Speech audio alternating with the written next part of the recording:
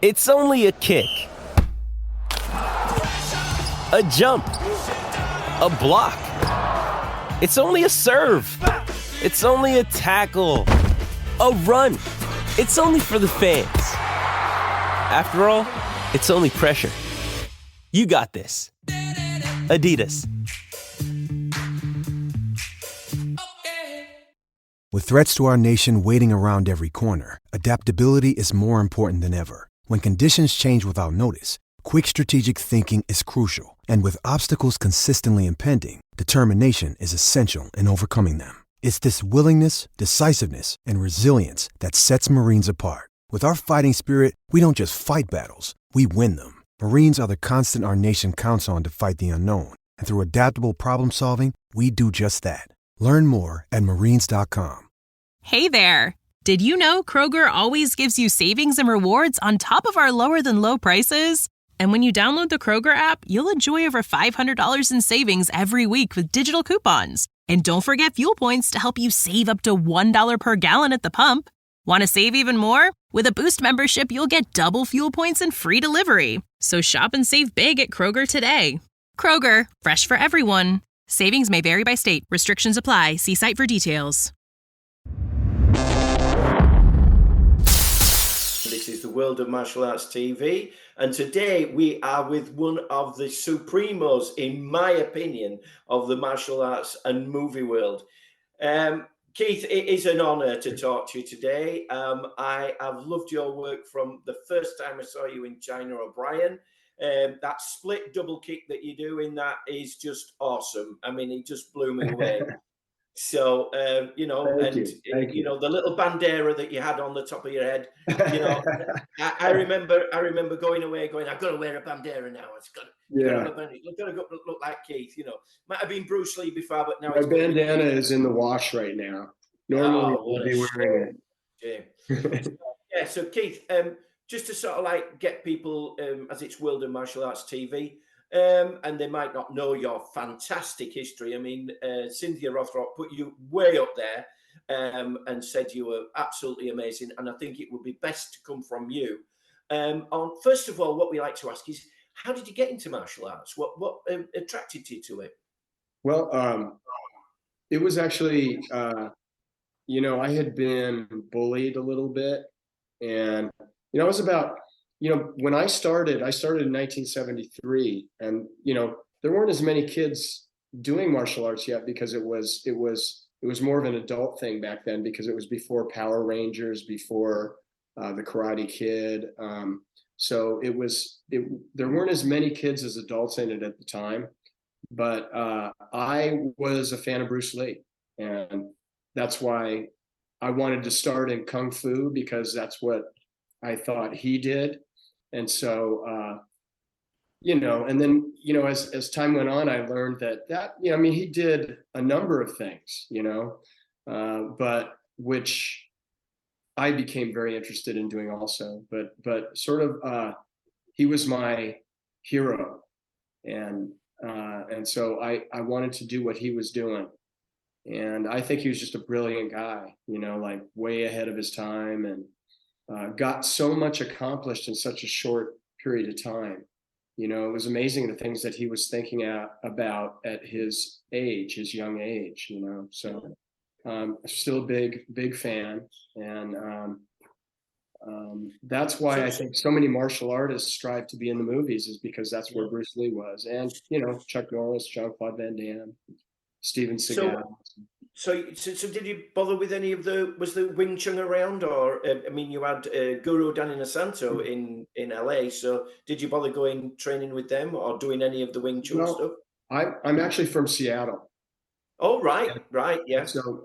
So yeah. And I didn't really understand that there were so many different, quote unquote, styles of Kung Fu, you know, and, you know, like Wing Chun or Hung Ga and Shaolin, and so I didn't really know the difference. I just thought it was Kung Fu, and that was the style, you know, at that time. And so I ended up just looking in the yellow pages in the phone book, and I started calling kung fu schools. And the one that was the most expensive was in Chinatown, and it happened to be Hangga. It was the Seattle Kung Fu Club. And my dad took me down there, and we went up these stairs, and it was classic, you know, like right out of a novel or something, you know. And there was, you know, like everything looked very kung fu. And you know, we I could hear the people training inside. You know, you could hear, huh, ha, huh, you know, and we knock on the door, and they open the door like a crack, you know, and I said, can we come in and watch a class? No, we don't let people watch the class. And I was like, oh wow, that's a bummer. And so we just left. And then I saw my Sifu, Roger Tung, doing a demonstration in right near the University of Washington, which is in Seattle. They had this thing called the University Street Fair each year. Yeah. And he was doing a demonstration there, and he had some young guys in there that were my age, you know, like about 13, and they were breaking boards, and I just thought it was the coolest thing I ever saw. Plus, he had an accent like Bruce Lee, and so I thought he sounded like Bruce Lee. He looked like Bruce Lee. He was fast, you know, and I was just like, so we signed up there, and it was $22 a month back then. That was a big nut for my dad to crack back then, you know. Yeah. But now people pay $200-300 a month, whatever. Yeah, yeah. Did you actually know that Bruce was buried in Seattle? Yes. And did you know about Taki Kimura at the time, or did you bother with that? I found out about him later. I didn't really know at the time that I didn't really know that the history of Bruce Lee with being in Seattle and training with Taki and the other guys that he trained with there, and him having a school there. I mean, there's a lot of history in Seattle right there. And I found out that he actually visited our next door neighbor one time. You know? Oh, wow. But, you know, before we were even neighbors, he had come and trained in their backyard and stuff. And then a lot of the places I used to play with my friends at the University of Washington, and I saw that he trained at this one place where we used to go play, and he had trained there earlier, you know. Wow. And it was just, you know, sort of gave me chills. And he also taught a philosophy class at Garfield High School, where my dad went. My dad went to Garfield High School, and so did Quincy Jones and Jimi Hendrix. Jimi Hendrix and Quincy Jones went to the same high school, and Bruce Lee taught philosophy there. So when you walk in the front, they have a mural on the wall, you know, of paintings of these guys, you know, and it just kind of blew me away. And my dad went there, so it's pretty cool. Yeah. So Cindy was saying that you went through championships in wushu, I think you eventually, and stuff. And, you know, I think somewhere along the line, just skipping along there, George Chung beat you one year, and that the next year you came firing through, and you were martial arts master of the year, you know. So that sounds like a rumor. That sounds like tell us the truth. Tell us the truth, Keith. I never lost to George. No, I'm just kidding. That sounds like it could be true. It was just a very long time ago. So yeah, probably was true. And we competed against each other quite a bit, you know. And Cynthia too, when they, you know, like in a Forms Grand Championship, what they would do is, you know, run all the different divisions. So, you know, ultimately whoever won the women's division would be against the men's division, and I would usually be in the Chinese Forms division, or the soft style, they called it. And I tried to make it as little soft as possible, though. And then they would have weapons divisions, you know, and so ultimately end up against each other in a grand championship, because George would be in the open division with the music, and he had these fantastic forms that he did. And he was actually, you know, pretty big inspiration to me back in those days, you know, because he was out there before I was. and very creative, very talented, as was Cynthia, and so yeah, I got to hang out with them quite a bit back in the day, and it was great. It was great. How did the martial arts movie things? Because you didn't actually, your first movie wasn't, or by the IMDb, your first movie wasn't China O'Brien, which we want to talk extensively about. Yeah. First film was like Picasso something or other. Trigger. So Picasso yeah. Trigger, which is actually the name of a fish, a tropical fish that you might see when you're snorkeling, Yeah. And that was a funny story. I love that story actually because how you meet a lot of people who are trying to find a way to get into the business, and I was going to an acting studio where I was trading. I would teach a class there, a martial arts class there, to trade for my tuition to be in the actor studio. Like sometimes they have something like sometimes they might have dance, or they usually have some kind of movement, class at a acting studio. And Ernie Reyes Snr had taught there before me. And that was how I found out about that workshop. I think I found out from him, or I found out that he was going there. And then when I went there, he had already left. I think they were doing that TV show Sidekicks. Yeah. Or I think that was the name of it. And so they had left, and they were very busy. And then they went on to do the Last Dragon, which was awesome, and Surf Ninjas. But I went there, and that was the same acting studio. It was called the Vincent Chase Workshop. And Michael Biehn, I don't know if you remember him from the original Terminator. Yeah, Michael Biehn, yeah. I ended up training him for years. I trained him when he was getting ready to film The Abyss. And he stayed on for years because he played a lot of action roles. So he wanted He was amazing in Aliens. I mean, he was absolutely yeah. He's a really good actor. Bill Paxton was also a student there. Oh yeah, and he was also in Aliens, and unfortunately he passed away, which was just so shocking to me. But anyway, he had a lot of prominent actors that studied there, and oddly enough, the very first job that I got, I think it was before I did Picasso Trigger, was a Gatorade commercial. And it was a national commercial, so it was kind of a big deal. And I went to the audition, and there was like hundreds of people there trying out, and Ernie Reyes Snr was trying out also, and the two of us ended up getting that. And so we did that commercial together, and it played during the World Series.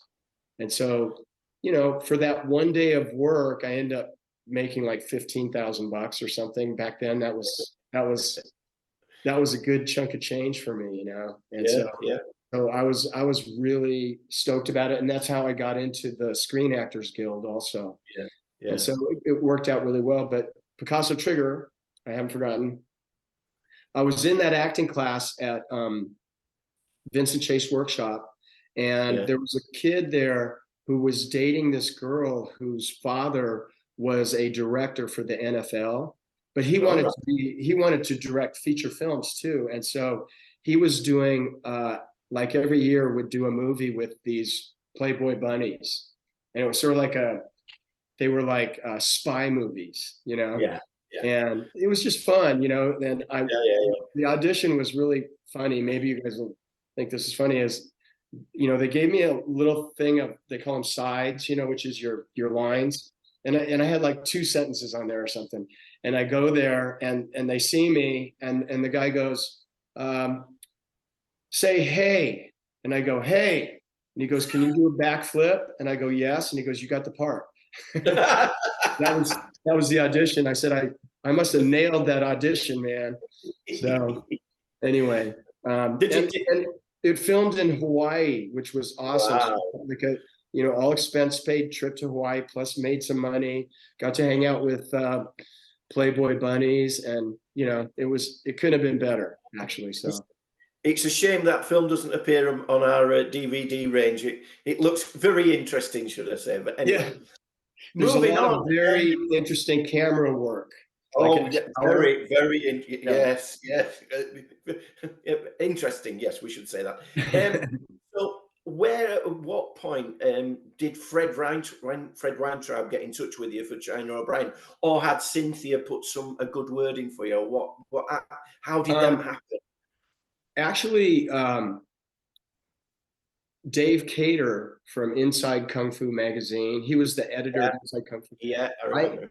Yeah, I got on a team called the Atlantic World Karate Team, and we traveled all over the world, man. It was awesome. And one of the cool things was some of the trips Dave Cater came along on. So I got to know him pretty well, and he saw me compete a lot.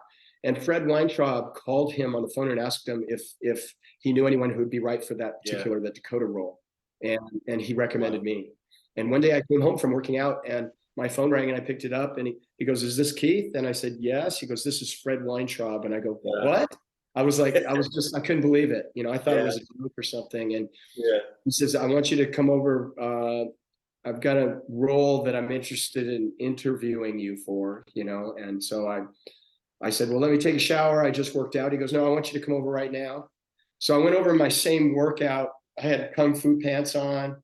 I was ready, you know, and I get there and it's him with his daughter, Sandra. Yeah. And they, you know, said, "So I sit down, they say, "So we hear you do martial arts." And I stood up and I was like, "You want to see some?" I was like, just so pumped up, you know, so amped up, ready to go, fired up, you know. And so, and that, you know, the rest was just kind of history. It just, you know, we got to know each other in a few interviews. And then the next thing I knew, I was up there shooting the movie with Cynthia and Richard. So how did you find out? Because Cindy said that one minute it was going to be a 2-picture deal, and then suddenly you were doing films back to back, and you were having to learn lines from one thing and then go lines for another film. It sounded totally. I mean, to say it comes out so well, how did you cope with it? Well, didn't the director from Lord of the Rings copy us and do the same thing? You know, it wasn't like I didn't find that very baffling or confusing to switch. You know, for me, I was so green anyway at the time. You know, okay, so this is China O'Brien 2. It's like, what is it, like a year later or something like that, you know? And so, you know, they just changed me into a different colored shirt and I was ready to go, you know? And it was really nice though. I don't know if you've heard of Park City, Utah. It's a I've heard of it. Yeah, and it's beautiful. It's like 7,000. We were at 7,000 or 8,000 feet of elevation, so the air was really thin. It took me a while to get used to that, but it was just a beautiful place to be in the summer. You know, where there was no snow or anything. It's just picturesque. You know, it's above Salt Lake City, and it's just beautiful. And so it was just a really awesome place to film. I mean, anywhere you went, you would get beautiful shots. So it was just like, you know, it's just really pristine and just a great place to film. What was this with the false hand scenario? What was that all about? You remember? I think your hand. I don't think. What was that? When did that come in? We were in a stage where we were rehearsing, choreographing stuff, and interviewing local people that were going to come on as stuntmen to be in the fights and stuff like that. And so we were holding those kind of auditions, but they were also shooting a making of. And so just as a promotional thing, they wanted Cynthia and I can't remember if Richard went down that. It was a slide. They called it the Alpine slide or something. And it was actually a way for you to kind of go down the slope when there was no snow. There were these carts that went in these cement things down, and I was bombing down that thing, and my hand hit a rock on the side of the path, and it broke my thumb right here by my wrist. Oh wow! And it broke it all the way through, where the bone was, separated from the other piece and in a different direction. It wasn't that painful. It was painful. And so, we went, and they said, you're going to have to get surgery, because we're going to have to put pins in there to get the bones to hold so they'll heal correctly, and I was so bummed, and I was like, wow. And so they scheduled the surgery, and they put me in a cast, and I went back, and they were all worried that I wasn't going to be able to do they thought they were going to have to replace me. And I just showed them, I said, hey, look, I can do everything that I could do, without a broken thumb or with a broken thumb, doesn't matter. And that scene that I did on top of the cars, where, I fall on the car, I'm doing a kip up, and I do a flip off the car. I have the thing on my hand that they built into the story, that my hand got crushed by the bad guys. And so that was kind of cool. It made the character like a more sympathetic character, I think. But that fight was done before the surgery. Right. And then I went and got the surgery, and it ended up not being an issue at all, and it healed. And it wasn't really a big thing, but it did change the story, which was kind of cool. It ended up being kind of cool, actually. Yeah, that's great to get that little bit, because I always wondered where that came in and why. That was fantastic. And the prop guy who designed that thing, my wrist, the story was that was to pull the clutch. On my motorcycle. So well, it was as I say, it worked perfectly. And as I say, it was a nice sort of like change that actually gave the story a little bit of a more, and it made you more interesting, because I think it nearly says, I don't know if it says on the beginning of it, introducing Keith Cooke. I think so even though you'd done Picasso's Trigger, that was the film that they said, this is Keith Cooke, and now come on, now I've got to ask the question, I've come into before. How difficult is it to do that double kick, mate? It's just amazing. It's actually a triple kick. It's actually a triple kick. There you go. Go on. It's a side kick. Yeah. Twist kick, like a reverse round kick, and then a round kick coming across from the foot that did the side kick. So it's like 1, 2, 3, like that. Yeah. And that was one of the things. I've talked about this a little bit before, that I just feel like going to China and training with the wushu people there was huge for me, because they have this rhythm when they jump, and I had an opportunity to train with them like at least three different times for extended periods of time, and you start to pick up on their rhythm. And one of the things that I realized was in a jump kick, they start their kick really early, and it makes it look like they're jumping really high, because a lot of times they've already done the kick and they're still going up, and so it's like a rhythm thing, whereas I felt like a lot of the people here would try to float up into the air and then throw the kick. And I think when you're doing double and triple kicks, you got to get the kick off early. You got to be quick, and so that worked for me really well, being able to train with those guys, and then having the challenge of doing double and triple kicks in the air. You want to be early, and you want to have good rhythm. It takes good rhythm, What did you find most rewarding for working on China O'Brien 1 and 2? What was the most rewarding, do you feel? Well, I think it was to be able to work with the stuntmen from Hong Kong, and work with Robert Klaus and Fred Weintraub. Like, it was such an honor. I felt like like I had woke up in a dream or something like that. Like a dream had come true. I'm working for the guys who produced and directed my favorite movie. A movie that inspired me to get into martial arts, and it just doesn't get any better than that, and then to get the experience of working and seeing the way, the people who work with Jackie Chan work, and just the work ethic and the professionalism that they're always ready, just like that. They're ready, And so I think that was all, really inspiring. And it was so cool to meet Richard Norton, and because I had known who he was from movies that he'd done previously to that, and then working with Cynthia, it's cool to, it was just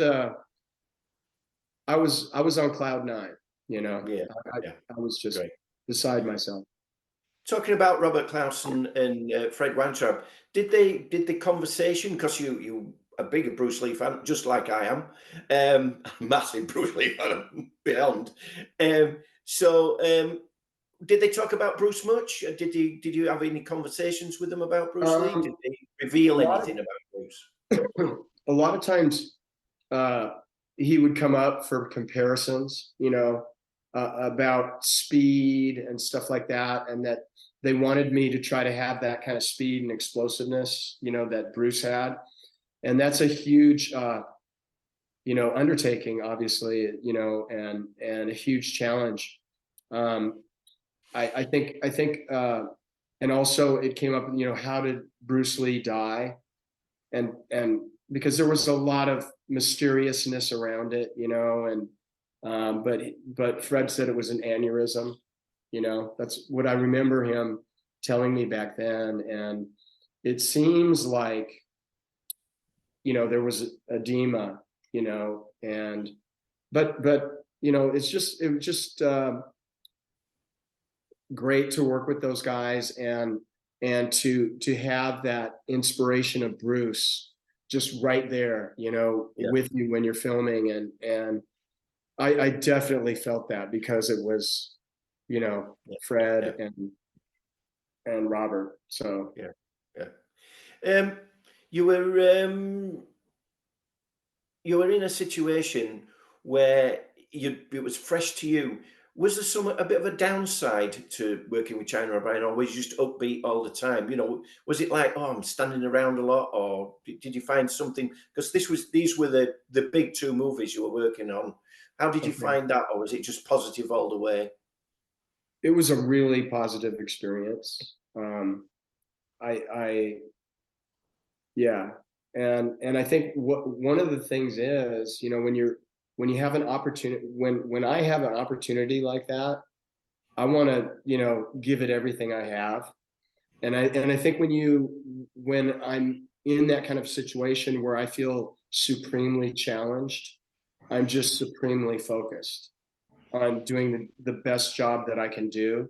And how can that ever be boring or negative? I teach a lot of kids, and I always say, hey, trying hard is never boring, and being the best you can be is never boring. And I just felt like it was just like a great experience for me, and I wanted to learn everything that I could, and I still feel that way now when I go work on things, so. Yeah. Well, I can't wait for Eureka to deliver the Blu-ray of China O'Brien 1 and 2, which has been released over here. So we will see you in glorious Technicolor and in Blu-ray. So that's going to be absolutely fantastic. Now, your following film to this, I love this film, but I'd love to know what your take on it. The King of Kickboxers. How did we get in that? And you were working with a different set of people in that one. So, how did it come about, and what did you feel about it? That was pretty normal process because I just went on an audition. All right. I can't remember how I got the call. I can't remember if my agent got me that interview or it was somebody I knew, or I can't even remember now. But I remember when I went there, I saw Don Wilson in the lobby. And so it was a fantastic audition though, because Lauren Avedon was there. He was in the audition, and NG, the producer, was there, and I'm pretty sure Keith Strandberg was there too. And we read some of the dialogue and stuff like that. And then NG said, hey, I want to see some of your fighting, you know?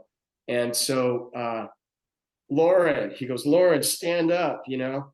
And so this is completely spontaneous. It's not, there's no choreography at all. And so I'm thinking, this is my audition, you know? And so I just went at him, man. I just like went at him with everything that I had. I mean, like I was really like whipping kicks right by his head, kicking him on the legs because I was like, this is a Thai kickboxing movie. So I was kicking him with rear leg round kicks on the legs, and he was just moving around trying to make sure he didn't get killed, you know. And you know, he was such a gentleman about it, but I went at him, you know. So that was fun. Was it another enjoyable experience, would you say? I'm sorry? Would you say King of the Kickboxers was as another enjoyable very much experience? So. Very much so. And I had that stroke of luck to work with Corey Ewan. Who the only thing he directed in the whole movie was my fight.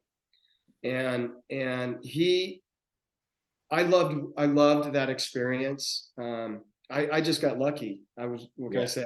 I got lucky. And he would say, you know, we had very little time to shoot that, very little rehearsal time. He would say, okay, Keith, there's going to be these 3 guys that are going to come at you right here. What do you want to do to them? What would you do to them? And I say, well, how about if I kick this guy? Bop, bop, bop, bop. They wanted a lot of kicking. And he said, great, let's do it, you know? And then, okay, now these guys are going to come at you here. Can you jump up and kick this guy and this guy? You know, and he would just ask me if I could do that. And I say, yeah, I can do that, you know? And that's the way that fight got put together. And so I feel like like he choreographed the whole fight, like in a really subtle way. Like he wanted me to feel like I had input, you know? And so it was really masterful the way that he did that. And everybody got so quiet on the set when he took over. I just felt like there was a lot of respect, you know, from the crew and the stuntman, you know. And another interesting little tidbit is when he asked me to do the triple kick at the end, which was three straight kicks with the bottom of my feet into this guy's chest. First, I was kicking a Thai guy, and one of the people that they hired locally there, and he couldn't stay there. You know, like, I want the kick to look powerful, so I want to really kick. And after the first 2 kicks, he would be gone. And so I couldn't get the third kick in. And so one of the Hong Kong guys, and so we tried it like 3 or 4 times, and he couldn't stand there. And one of the Jackie Chan stunt team guys goes, I can do it. You know, first take, bam, bam, bam. You know, he takes them. And this guy, like, I started up on a balcony in that fight scene too. And the ground was very hard packed dirt. You know, it was like somebody's driveway or something. It was as hard as cement, you know. And this guy fell off that balcony, like, I don't know how many times, and landed right on his side on the, I don't know how he did it. Those guys are so tough. I was kind of blown away. So what I wanted to ask you next is, you worked, borrow from another film in between, you worked on a film called Heatseeker with Gary Daniels. Now Gary's from our side of the country, of water, should I say. So how was it like working with Gary on that movie? And you know, I love that movie, of course, but it was kind of a very cage fighting kind of thing to me, if I remember it rightly. Yeah, and it was sort of like a cyborg movie. Yeah. And Albert Pion, in fact, directed the movie Cyborg with Jean-Claude Van Damme. Yeah, and he was the director of this movie. And it turns out that I knew the you know, like the executive producer of the movie from TriStar Entertainment. I had been teaching his son, and he didn't like the movie. He didn't like the movie. But I loved working with Gary. I wish I could have worked with him more. I think we could have done some really good stuff together. Who knows? Maybe we'll get a chance to work together again. I would love that. He's a tremendous, he has, let's say, tremendous presence. And he's, as far as, martial arts actors go, he's one of the best, and he's a tremendous martial artist. So it's just, I got really lucky again, that because they had somebody else cast in that role. I don't remember who it was. But he dropped out, and that's how I got that role.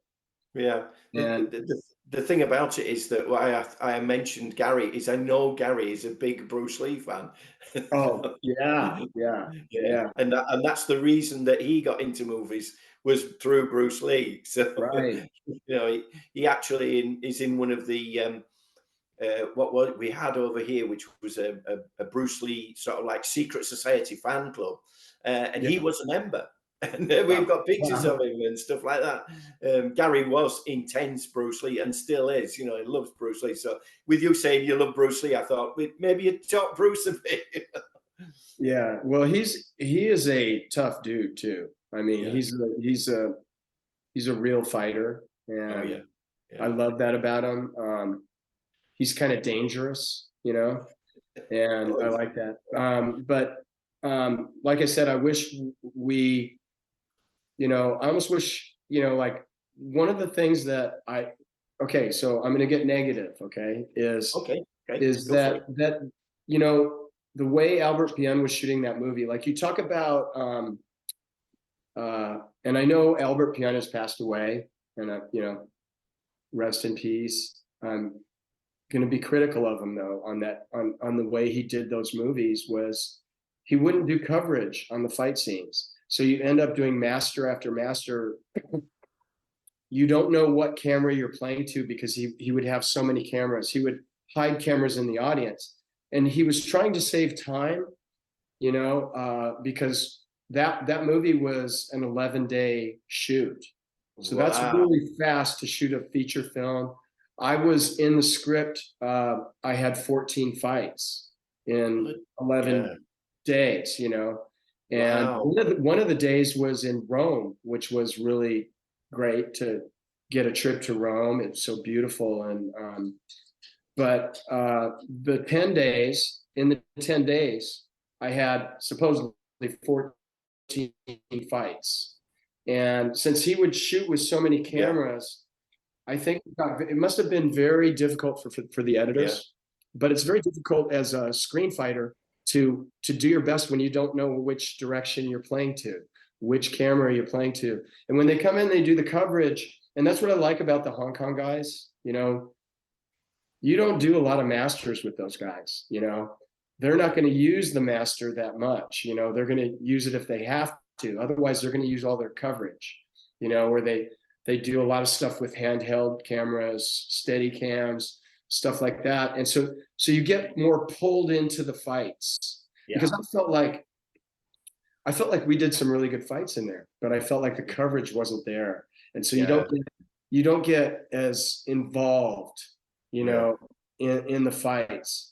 And so I think that really hurt the movie. I mean, after all, it was about fighting, And I absolutely agree with you, mate. Absolutely. I got to move you on quick here because this is a desperate scenario here, because I went to the premiere of these. For any gamers, you are the ultimate guy, aren't you? Because between Mortal Kombat and Mortal Kombat Annihilation, you played Reptile and Sub-Zero. Yeah. Tell us about that. Come on, playing both the roles of the guys there. Wow. And a bit of CGI thrown in for you there. Fantastic. Well, I had actually auditioned for Liu Kang. Yeah. And obviously I didn't get the part. I got down to the last few people, definitely. Yeah.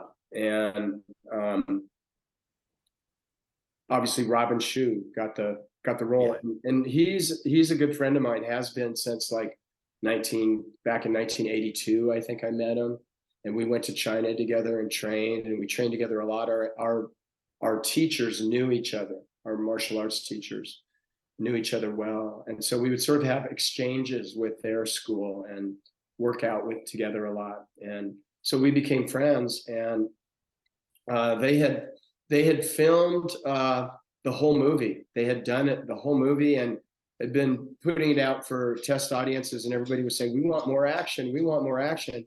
And so they built sets in hangars, excuse me, at the Van Nuys Airport here in Los Angeles. I can actually see that airport from my house.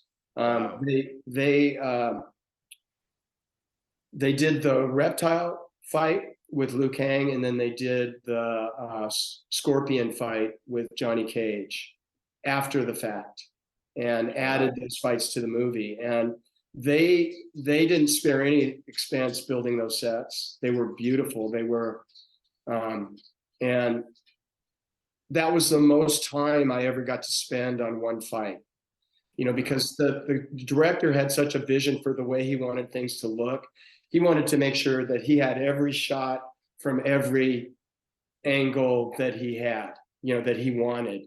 And so we did, rehearsals, walkthroughs so many times. And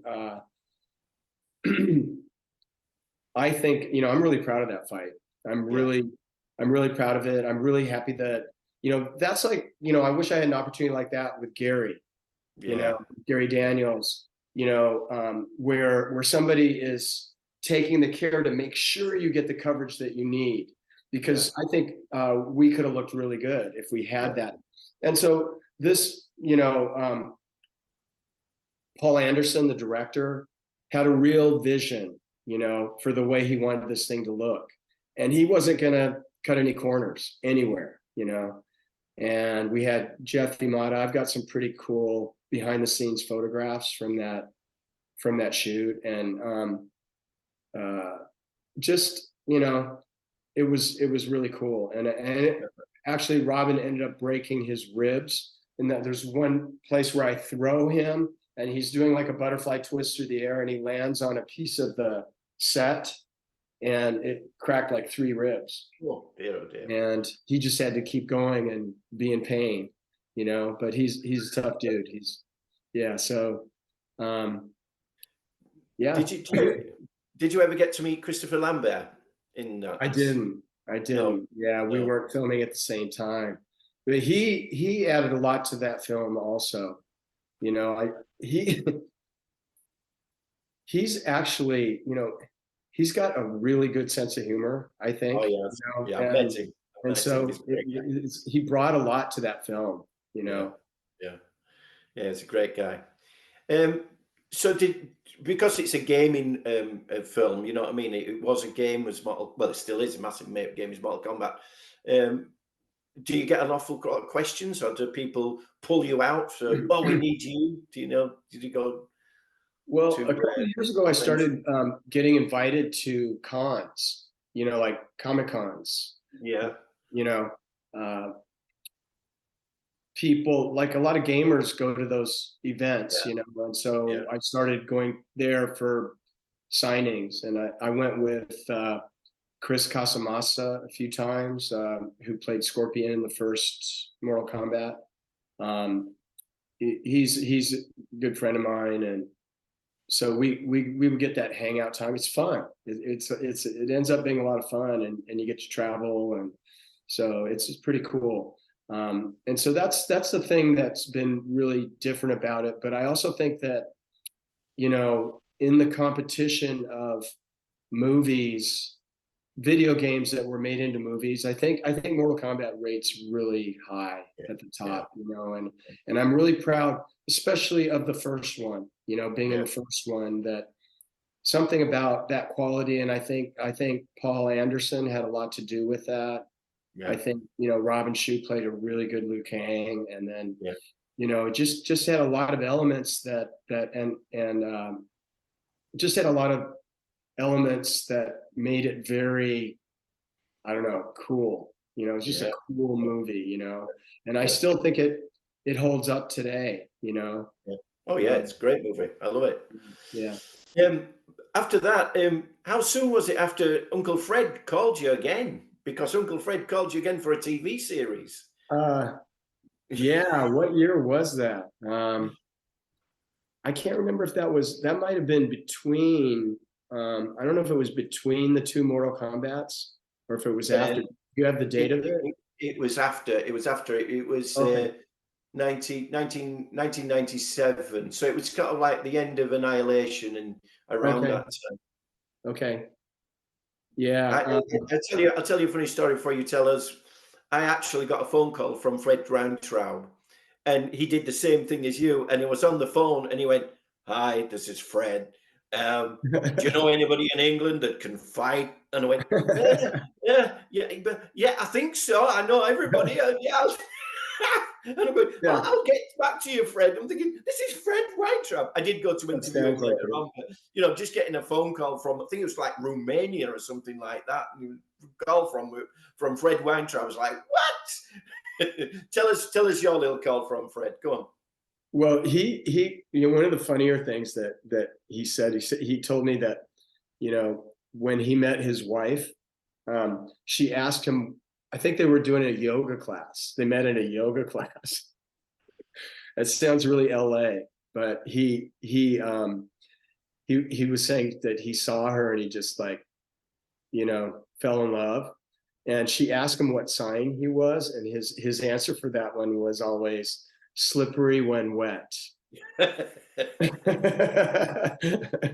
So anyway, he was a really funny guy, and he had a lot of stories because he went way back to the Woodstock.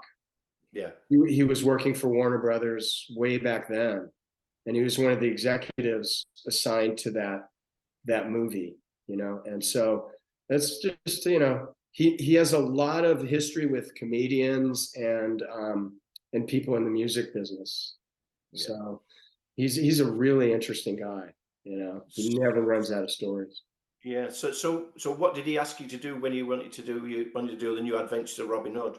The first time I played a guy named Kombat or something like that, which was like he was supposed to be like a Mongol, like Genghis Khan, Yeah.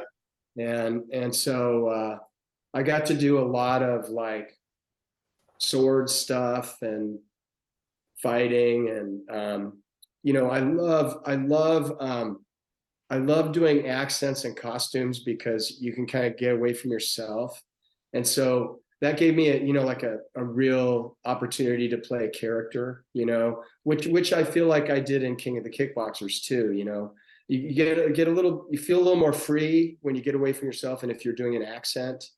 And so I enjoy doing accents, and so I did that in that movie too. Yeah.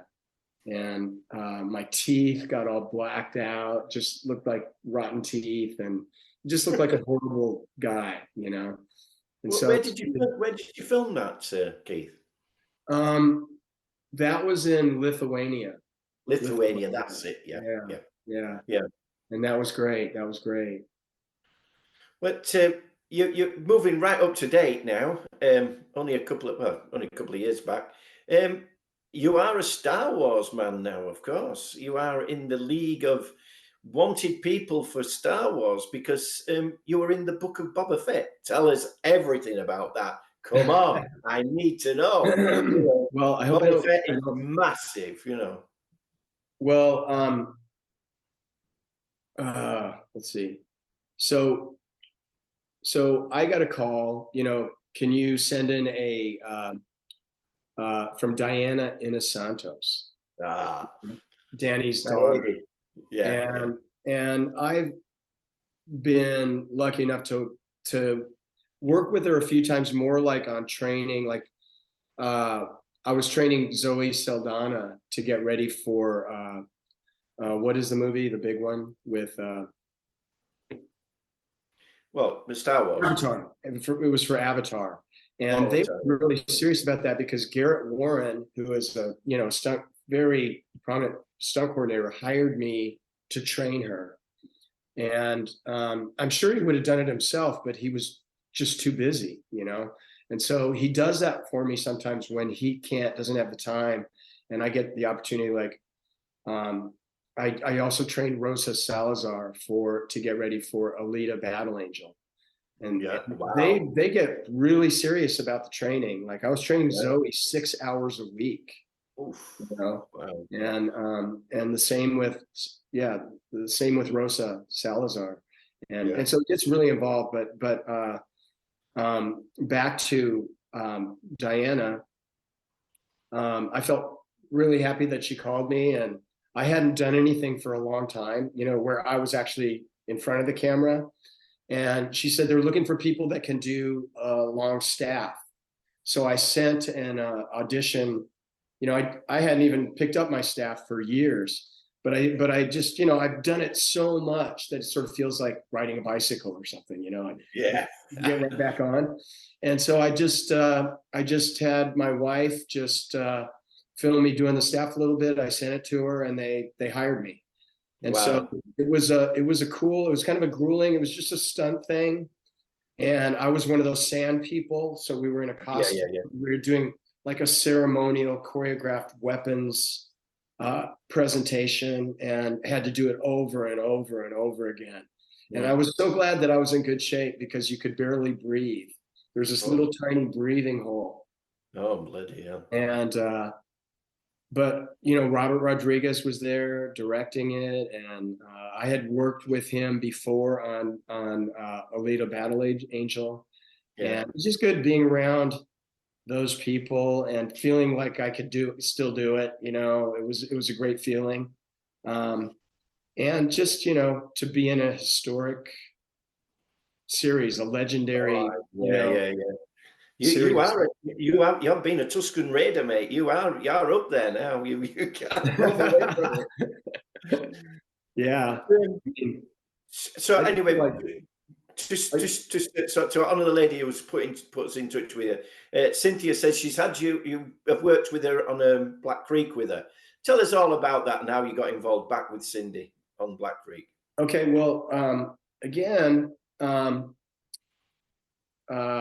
so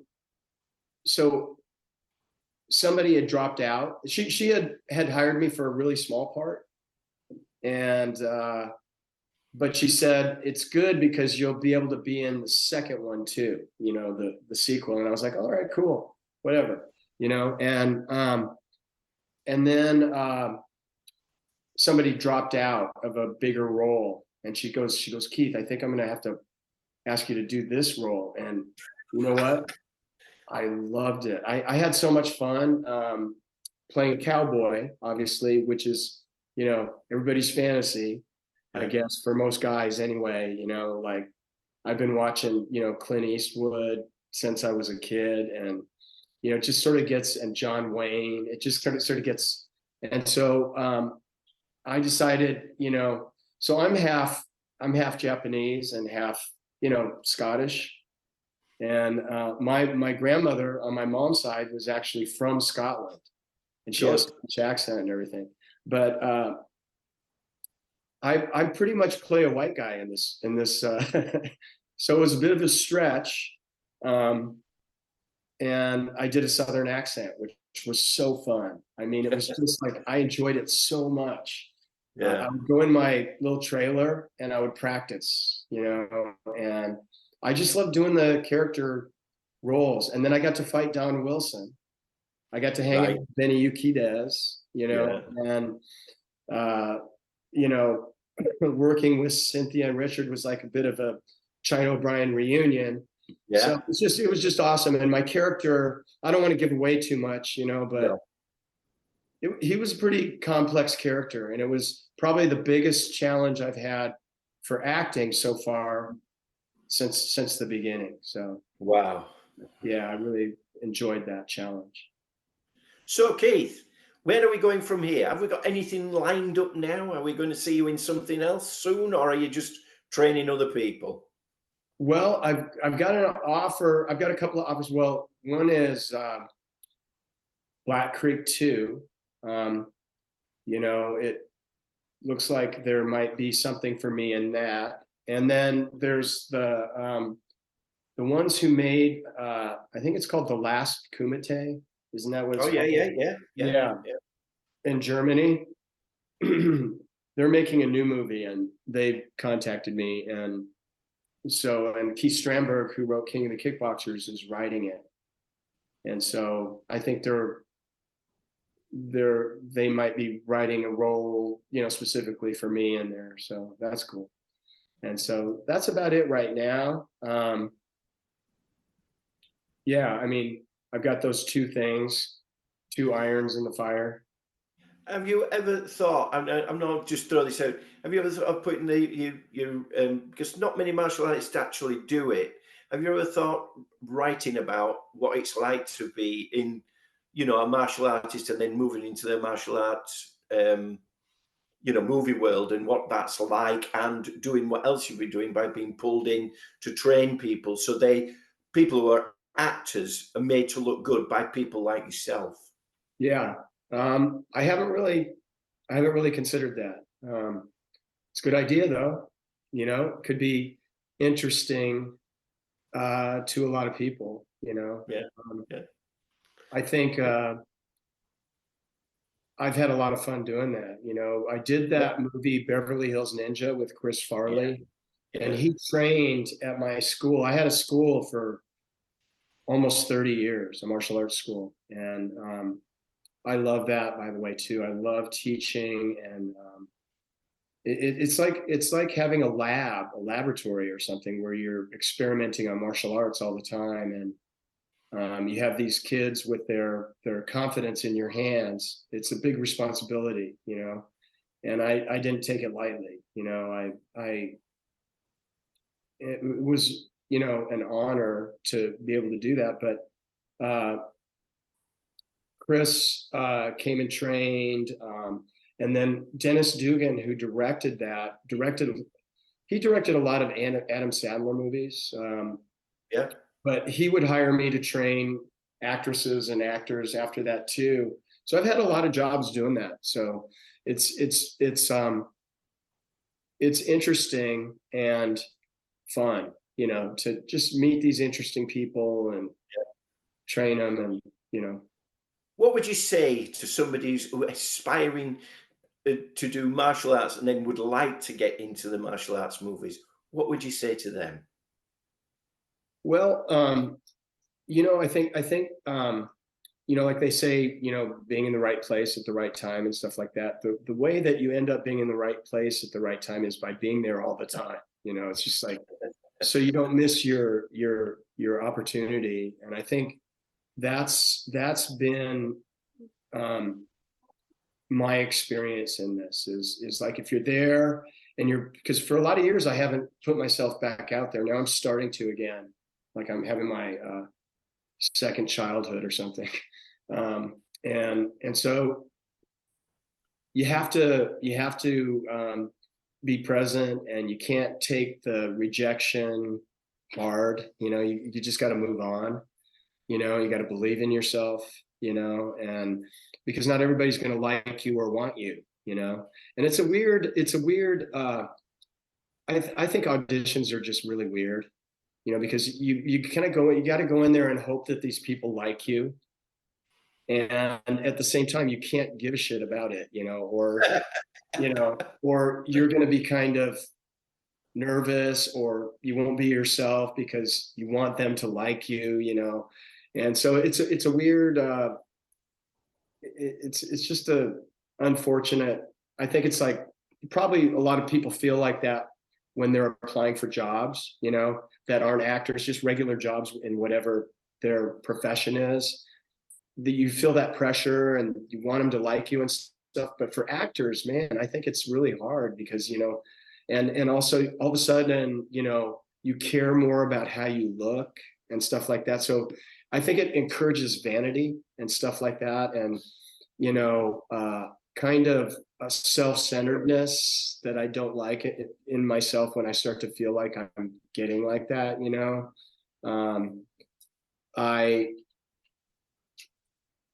I wanted to be, I have a 27-year-old son, And he was really into baseball way more than he was into martial arts. And I wanted to be a part of it. So I had to learn about baseball. And so that was part of why I didn't want to be running around going on auditions and stuff like that, because I really wanted to have that experience with him. I'm grateful for the baseball, man. I mean, that's why we're so close still. And so anyway, I think my advice would be, you have to be really committed. You gotta keep yourself centered. Don't let that self-centeredness or your ego get away from you. It's a hard business, in that sense. Yeah. Keith, thank you so much, but I still expect once you get out there to be doing that triple kick. I expect I'm going to go practice it right now. I come to you, young man, and saying, why aren't I seeing you do that kick? I love that. When I see the Blu-ray, I shall go, I've spoken to Keith and he told me exactly how that happened. So thank you so much for your time. You have inspired me. And also what we're hoping is we'll hope to catch up with you soon, if and when you move into something else. That'd be lovely, Keith. Great. So thank you so much.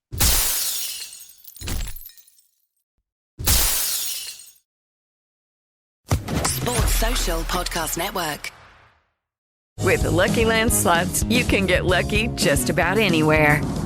This is your captain speaking. We've got clear runway and the weather's fine, but we're just going to circle up here a while and get lucky. No, nothing like that. It's just these cash prizes add up quick. So I suggest you sit back, keep your tray table upright, and start getting lucky.